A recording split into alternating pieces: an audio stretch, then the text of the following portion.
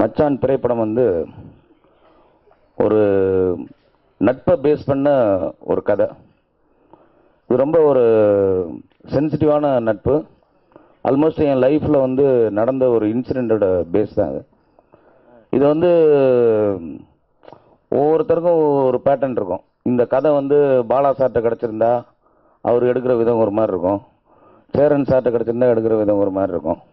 இப்போ இந்த கதை எங்கிட்ட கிடச்சதுனால எனக்கு ஸ்டார்ட்லேருந்தே இது ஒரு சீரியஸாக கொண்டு போக மனசு இல்லை. இது ஒரு ரொம்ப அழுத்தமான கதை தான். ஆனால் சீன்லேருந்தே அது கதையாக சொல்லி ரொம்ப அள வச்சு அந்த மாதிரி எனக்கு உடன்பாடு இல்லை. எனக்கு அது ஆல்மோஸ்ட் தெரியாதுன்னு கூட சொல்லலாம். அதனால் வந்து இந்த கதையை ஒரு நகைச்சுவை கலந்து ஒரு நல்ல ஒரு வாழைப்பழத்தில் ஊசி வைக்கிற மாதிரி ஸ்லோவாக வந்து அப்படி சொல்லி கிளைமேக்ஸில் இந்த கதை சொன்னால் நிற்கும் அப்படின்னு எடுத்துக்கிட்டு அதுக்கு ஒரு திரைக்கதை எழுதி ஒரு நகைச்சுவையாக அப்படியே ஆரம்பித்து போய் போய் போய் போய் ஒரு 12 ரீலுக்கு வந்து இந்த கதையை ஹைட் பண்ணிகிட்டே கொண்டு வரோம். கடைசி 2 ரீலில் வந்து பொட்டுன்னு ஆணி அடித்த மாதிரி இந்த கதையை சொல்லியிருக்கோம். இதுதான் இந்த படத்தோட திரைக்கதை ஸ்டைல். இது வந்து நல்லாவே ஒர்க் அவுட் ஆகிருக்கு. இந்த படத்தோட தயாரிப்பாளர் பாலமுருகன் வந்து என்னோட பெஸ்ட் ஃப்ரெண்டு. ஆக்சுவலி இடையில வந்து இந்த நடுவில் கொஞ்சம் பக்கத்தை காண மாதிரி இடையில வந்து எனக்கு இந்த என் வாழ்க்கையை காப்பின்னு பிரிக்கலாம் மாதிரி காவலனுக்கு முன் காவலனுக்கு பின் மாதிரி இந்த காவலனுக்கு அப்புறம் நமக்கு ஒரு சின்ன ஃபினான்சியல் இது ஒன்று வந்துச்சு. அதனால் ஒரு வருஷம் நான் ரொம்ப அனலைஸ் பண்ணி நம்ம திருப்பி வாழ்க்கையில் ஜெயிக்கணும் அப்படின்னா நம்ம பணபலம் கிடையாது, எதுவுமே கிடையாது, எனக்கு எந்த சப்போர்ட்டுமே கிடையாது. ஸோ இப்போ நம்ம திருப்பி ஜெயிக்கணும்னா நம்மகிட்ட இருக்கிற ஒன்று பேனாதான். நம்ம வந்து அதில் மட்டும்தான் கதையை எழுதி தான் ஜெயிக்க முடியும். ஸோ அதனால் ஒரு வருஷமாக உட்காந்து ஒரு கதை எழுதுகிறேன். எனக்கு என் லைஃப்பில் பாதிக்கப்பட்ட ஒரு இன்சிடெண்ட் எடுத்து அதை திரைக்கதையை வடிவமாக்கிட்டு இருக்கிறேன். ஆக்கி ஒரு ஷேப் கொண்டு வந்துட்டு திருப்பதிக்கு போன வருஷம் திருப்பதிக்கு நியூ இயர் அன்னைக்கு நடந்து வர்றதா கீழேருந்து நடந்து வர்றதா ஒரு வேண்டுதல். நானும் என்னோடய நண்பர் கணேஷும் நடந்து போகிறோம். கீழேருந்து மேலே நடந்து போயிட்டுருக்குறோம். அப்போ வந்து ஒரு ஃபோன் வருது. யாருன்னு பார்த்தா என்னுடைய நண்பர் பாலமுருகன். அவருக்கு நான் 10 லட்ச ரூபா பணம் கொடுக்கணும். ஆஹா, இங்கே திருப்பதிக்கு வரும்போதும் துட்டு கேட்டு வராரு அப்படின்னு சொல்லிட்டு ஃபோனை அட்டன் பண்ணுறேன். தலைவா, இப்போ இந்த மாதிரி திருப்பதிக்கு வந்திருக்கேன், என்னால் இப்போ துட்டு கொடுக்க முடியாது, வேணா வரும்போது உங்களுக்கு ஒரு லட்டு கிட்டு வாங்கிட்டு வரேன், அதான் இப்போதைக்கு என்னால் முடியும் அப்படின்னு சொல்கிறேன். இல்லை தலைவா, நான் உங்களுக்கு காசுக்காக ஃபோன் பண்ணல, நான் கொஞ்சம் உங்களை மீட் பண்ணணும். ஆனால் சரி மறுநாள் வர்றேன்னு சொல்லிட்டு மறுநாள் வந்து அவரை மீட் பண்ணுறோம். மீட் பண்ணோன்னா அவர் என்ன சொல்கிறாரு, நான் இது மாதிரி ஒரு ப்ரொடக்ஷன் பண்ணலான் இருக்கேன். ஸோ இப்போ நான் எனக்கு சினிமாவில் யாரையுமே தெரியாது, எனக்கு தெரிஞ்ச ஒரே ஆள் நீங்கள் தான். ஸோ இது எனக்கு ஒரு சீரியஸ் படம் எடுக்கிறது எனக்கு உடன்பாடு கிடையாது, காமெடி படம் எடுக்கணுன்ட்டு. ஸோ நீங்கள் எனக்கு ஒரு படம் பண்ணி கொடுக்குறீங்களா அப்படின்னு கேட்குறாரு. அப்படி திருப்பதி போய்ட்டு வந்தால் ஒரு திருப்பம் வருங்கிற மாதிரி வந்தது தான் இந்த மச்சானோட இது. அவர் அதுக்கப்புறம் படத்தை ஸ்டார்ட் பண்ணுறாரு. இந்த படத்தில் ஹீரோ அப்படின்ட்டு கிடையாது. இந்த படத்தில் கதை நாயகனாக கருணாசன் நடிச்சிருக்காரு. இந்த படத்தில் வந்து விவேக் நடிச்சிருக்காரு. நான் இது வரைக்கும் 9 படம் டைரக்ட் பண்ணியிருக்கேன், ப்ரொடியூஸ் பண்ணியிருக்கேன். நான் இது வரைக்கும் நடிக்கணும்னு பெருசாக ஆசைப்பட்டது கிடையாது. அது எனக்கு ஒரு பெரிய விஷயம் கிடையாது. நான் நடிக்கணும் தான், நான் எப்போவோ நடிச்சிட்ருக்கலாம். என்னோடய இங்கிலீஷ்காரங்கள் நடிச்சுன்னா நான் தான் ப்ரொடியூசர், யாரும் கேட்க முடியாது, எதுலேயே நடிச்சிருக்கலாம். ஆனால் இந்த கதை எழுதும்போது இதில் லொல்லு பாண்டின்னு சொல்லிட்டு ஒரு கேரக்டர் வருது. இது ஆட்டோமேட்டிக்காக இது வந்து ஒரு கொஞ்சம் சத்யராஜும் பார்த்திபனும் மிக்சியில் போட்டு அரைச்ச மாதிரி ஒரு கேரக்டர். இதுக்கு நம்ம பாடி லாங்குவேஜுக்கு இது கரெக்டாக சூட் ஆகும். இல்லைன்னா இதுக்கு கண்டிப்பாக ஒரு நியூ ஃபேஸ் போடணும்.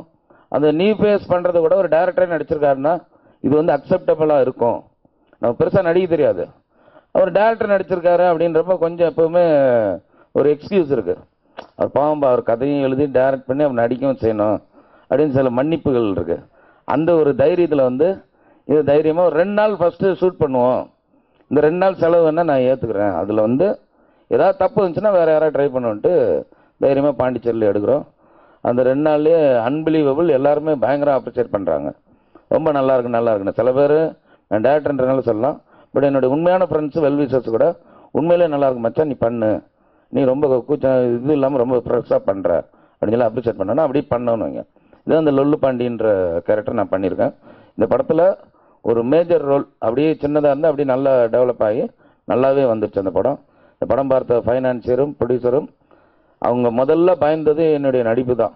என்னோடய டைரக்ஷனில் அவங்களுக்கு டவுட்டே கிடையாது. காமெடி ஸ்கிரிப்ட் நல்லா பண்ணுவார், அதெல்லாம் ஓகே. நடிப்பு என்னவா இருக்குமோ அப்படின்னு சொல்லிட்டு இந்த படம் வாங்கினவர், இந்த படத்தை எடுத்துருக்காரு, உள்ளுக்குள்ள ஒரு சின்ன இது இருந்துகிட்டே இருந்துச்சு. ஃபஸ்ட் காப்பி வந்து குட்லக் தேட்டரில் பார்த்துட்டு வெளில வந்தோன்னே ஃபஸ்ட்டு நீ கட்டி பிடிச்சாங்க. உண்மையிலே நீங்கள் ஒரு ஜட்ஜ்மெண்ட் பண்ணி நடிச்சிருக்கீங்க, இதுக்கு நீங்கள் வந்து சூட்டபிள். நான் ஃபர்தராக நான் நடிகனா எப்படின்னு தெரியாது, இந்த கதைக்கு நான் சூட்டபிள்ன்றது அது ஸ்க்ரீனில் வந்திருக்கு ஆக்சிட்டிஸ். ஸோ அதனால் இந்த நடிப்புக்கு நான் கொடுக்குற விளக்கம் இதுதான். இதுக்கப்புறம் வந்து இந்த படத்துக்கு மியூசிக் வந்து ஸ்ரீகாந்த் பண்ணியிருக்காரு.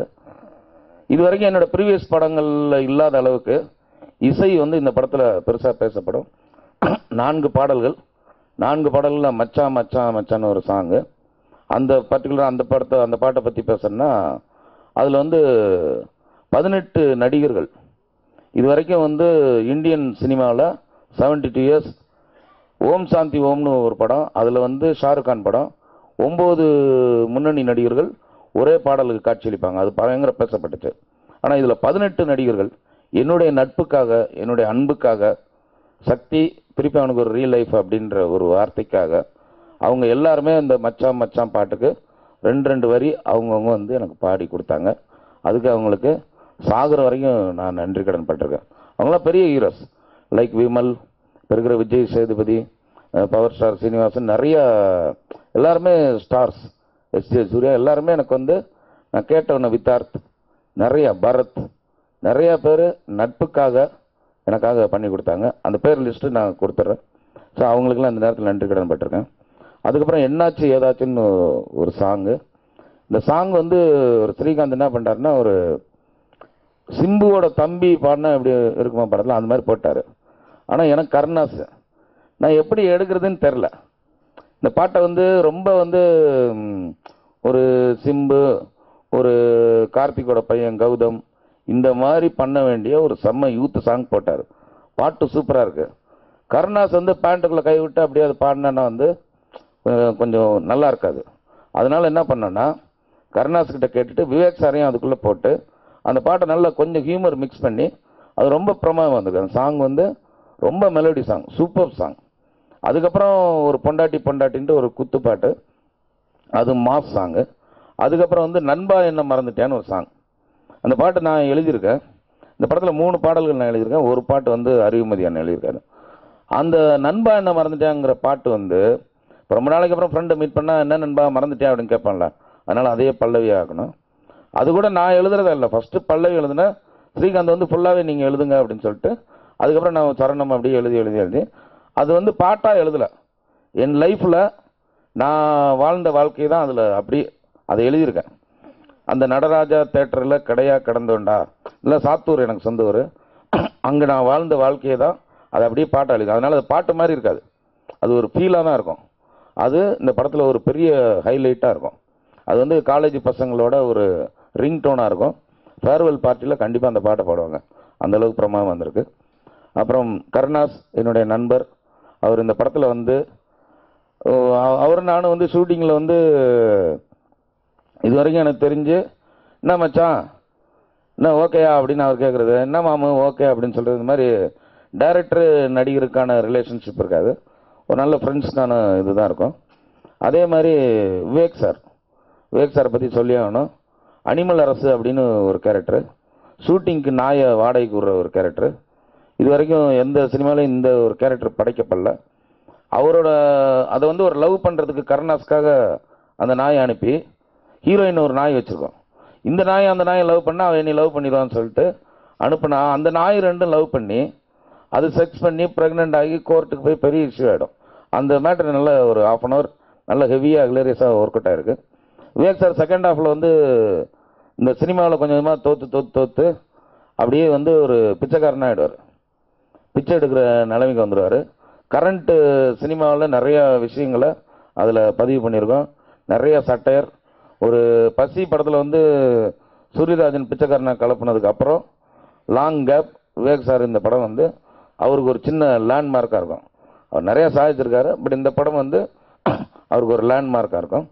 செரில் பிண்டோ இந்த வாடா படத்தில் ஒரு 2-3 படத்தில் வந்து அவங்களோட அழகை காட்டியிருக்காங்க. இந்த படத்தில் அவங்களோட நடிப்பை காட்ட வச்சுருக்குறோம். அதுக்கு ரொம்ப சிரத்தை எடுத்து ரொம்ப இந்த படம் வந்தால் நல்லா நடிச்சிருக்காங்கன்னு கண்டிப்பாக சொல்லுவாங்க, அந்தளவுக்கு பண்ணியிருக்காங்க. ரமேஷ் அரவிந்த் சார் இதில் ஒரு மேஜர் ரோல். அது கரெக்டாக அவரை தவிர யாராலையும் பண்ண முடியாது. அது நீங்கள் படம் பார்த்தீங்கன்னா புரியும். அந்தளவுக்கு பிரமாதமாக அவருக்கு ஒரு ரீஎன்ட்ரியாக இந்த படம் இருக்கும். அதுக்கப்புறம் நிறையா இருக்காங்க. இந்த படத்தோட கேமராமேன் ஆஞ்சநேயன், அவர் இந்த படத்துக்கு ஒரு பெரிய, என்னுடைய படம் இதுக்கு முன்னாடி இல்லாத அளவுக்கு இந்த படத்தில் விஷுவல்ஸ் இருக்கும். அதுக்கு ஆஞ்சநேயனுக்கு நன்றி சொல்லணும். எடிட்டர் சசிகுமார், அவரும் படத்தை எவ்வளோ ஸ்பீடாக, நல்ல படம் போகிறதே தெரிலன்ற அளவுக்கு ஸ்பீடாக பண்ணியிருக்காரு. இது எல்லாமே நாங்கள் ஒரு டீம் ஒர்க்காக பண்ணியிருக்கிறோம். எனக்கு இந்த படத்தில் டைரக்டராக நிறைய ஜெயிச்சிட்டேன், நடிகனாக இந்த படத்தில் ஜெயிப்பேன்னு நான் நம்புகிறேன், வித் யுவர் பிளெஸிங்ஸ். அண்டு இந்த படத்தோட ப்ரொடியூசர் பாலமுருகன், இந்த படத்தை உலகம் பூரா வாங்கி வெளியிடுற உஸ்மான் ஃபகாத்னு சொல்லி இஎஃப்எக்ஸ்ன்னு சொல்லி அவருக்கு இந்த நேரத்தில் நன்றி தெரிவிச்சுக்கிறேன். நன்றி, வணக்கம். எல்லாருக்கும் வணக்கம். மச்சான் படம் பார்த்துருப்பீங்க, சின்ன சின்ன பிட் சாங். ஆக்சுவலாக இந்த படம் வந்து ஒரு ஒரு அழகான ஒரு நல்ல ஒரு கமர்ஷியல் படம். லைக் இப்போ மக்கள் என்ன விரும்புகிறாங்க அது கண்டிப்பாக இந்த படத்தில் இருக்குது. ஒரு ஒரு ஒரு சார் சொன்ன மாதிரி ஒரு கிளைமேக்ஸ் வரைக்கும் வந்து ஒரு காமெடியாக போயிட்டு ஒரு லாஸ்ட் ஒரு 20 மினிட்ஸ் வந்து ஒரு நல்ல ஃபீலிங்ஸ் இருக்கும். அது இல்லாமல் நல்ல மெசேஜ் இருக்குது இந்த படத்தில். கருணாசனை வந்து ஒரு 1/2 கலக்குனா, விவேக் சார் வந்து ஒரு 1/2 கலக்குவார், சக்தி சிவம் சார் வந்து ஒரு 1/2 கலக்கு, இதுவே ஒரு 1.5 hours ஆயிடுச்சு. அதெல்லாம் வந்து ஒரு 4 சாங் இருக்குது. ஸோ 4 சாங்குமே விஷுவல் ரொம்ப நல்லா வந்திருக்கு. சாரும் 3 சாங் நல்லா எழுதியிருக்காரு. ஃபர்ஸ்ட் டைம் எழுதியிருக்காரு, ரொம்ப நல்லா எழுதியிருக்காரு. அது இல்லாமல் படத்தில் வந்து ஆர்ஆர் பற்றி சொல்லணும். சார் சாங் பற்றி சொன்னார். ஆர்ஆர் வந்து பார்த்தீங்கன்னா இது வந்து ஒரு டீம் ஒர்க் மாதிரி நாங்கள் பண்ணோம். லைக் ஃபர்ஸ்ட்டு வந்து ஒரு வருஷனுக்கு ஆர்ஆர் பண்ணோம், செகண்ட் இன்னொரு வருஷனுக்கு மாற்றி பண்ணோம். ஏன்னா வந்து ஒரு ஃப்ரெண்ட்லியாக இந்த படம் வந்து ஒன்று கண்டிப்பாக ஹிட் ஆகணும்ன்ட்டு ஒரு மனசில் ஒரு வெறியோடு இந்த படம் நாங்கள் ஒர்க் பண்ணியிருக்கோம். கண்டிப்பாக இந்த படத்தில் ஆரெல்லாம் ரொம்ப டிஃப்ரெண்ட்டாக பண்ணியிருக்கோம். ஒரு காமெடினா கூட அதுக்கு டிஃப்ரெண்ட்டான ஒரு சவுண்டு, ஒரு சார் சொன்ன மாதிரி டாக் வந்து ரெண்டுமே வந்து லவ் பண்ணும் போது அதுக்கு வந்து எப்படி நாங்கள் ஆர்ஆர் பண்ணோன்னு சொல்லிட்டுலாம் பண்ணியிருக்கோம். அண்ட் கிளைமேக்ஸில் எக்ஸ்ட்ரீமாக வந்து ஒரு 20 மினிட்ஸ் வந்து ஒரு டிஃப்ரெண்ட்டாக பண்ணியிருக்கோம். கண்டிப்பாக அந்த மச்சான் படம் வந்து கண்டிப்பாக மக்களுக்கு எல்லாருக்குமே பிடிக்கும். ஸோ அது இல்லாமல் உங்களோட சப்போர்ட் எங்களுக்கு ரொம்ப தேவை.